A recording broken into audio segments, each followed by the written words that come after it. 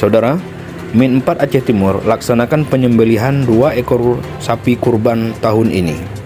Penyembelihan 2 ekor sapi kurban dilaksanakan di Min 4 Aceh Timur. Kegiatan ini dihadiri langsung Kepala Min 4 Aceh Timur beserta Dewan Guru.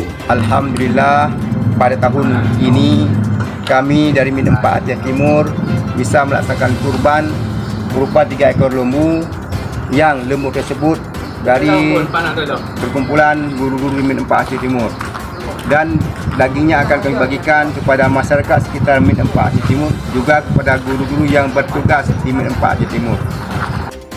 Terlaksananya kegiatan penyembelihan hewan kurban ini tidak terlepas daripada kerjasama antar Dewan Guru dan jajaran staf di lingkungan sekolah Min 4 tersebut. Dari Kecamatan Perlak, Kuak Penarun TV melaporkan.